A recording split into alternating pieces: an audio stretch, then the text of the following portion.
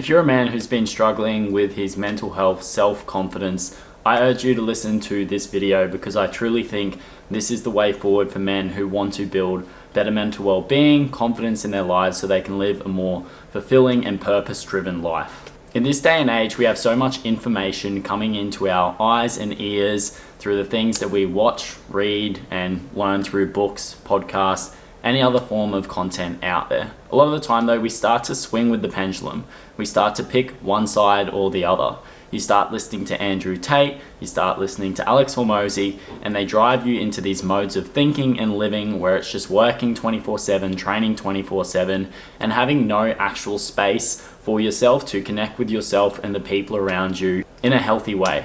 On the other hand, you may start listening or watching people that urge you to open up more and be vulnerable, and then you start spilling your emotions all over the place. So again, we can choose one side or the other, but what a lot of men and people alone usually struggle to do is find that balance.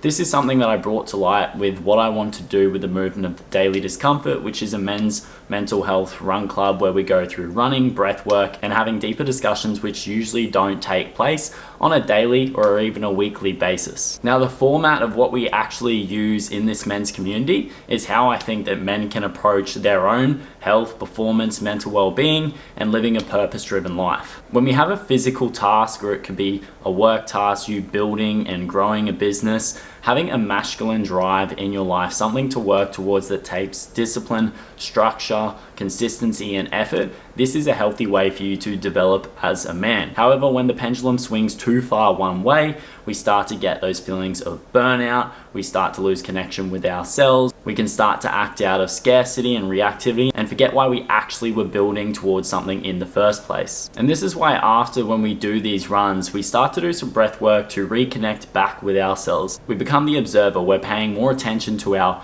physical and emotional state, and then this then puts us in a better place to discuss what's actually going on in our lives. Or the way that we do it, we discuss weekly concepts that can be made practical and we share experiences. And this is something that I believe is very powerful for men to actually be around a group of guys who are driven to move forward, to grow in their life, and they don't put any sort of judgment or place any sort of judgment on actually opening up about certain things, challenges you're having, as well as embracing the wins that you're having as well. So if you look at that format, what are we doing?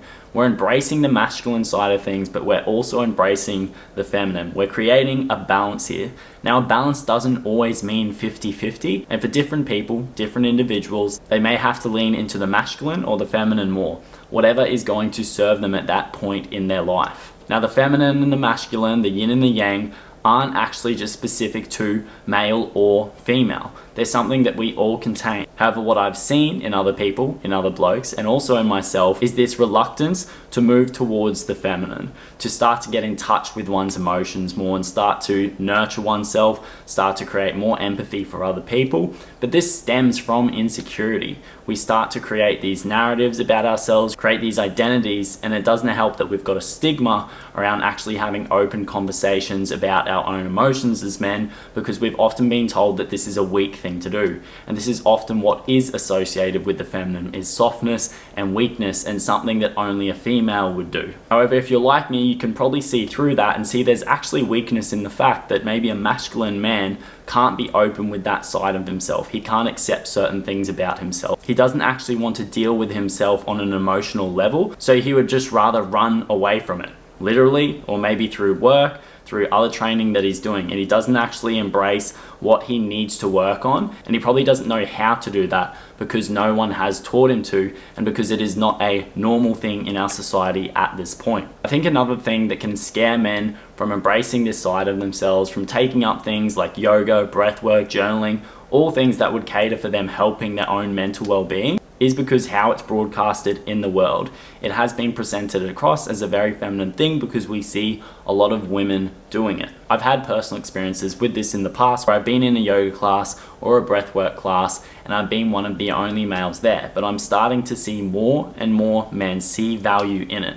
And this is because we start to see more benefits from it, and it starts to help us to do more of the masculine things in our life. It helps us with our training performance, with our business pursuits, or whatever it is that our career is. It helps us with our cognitive performance in these areas, and it helps you to deal with some of the stress in your life and maybe some of the other things that you haven't dealt with earlier in life. So to get down to the crux of it, I don't think the way to move forward for men with their own mental well-being and self-confidence is just to pursue their training, go lone wolf mode, push everyone away, and just work on themselves all the time without actually interacting with the people in the world around them or finding a team or a community of people in this same pursuit. On the other hand, I don't think the idea is that men just go into a room together and start talking about their feelings and crying in front of each other.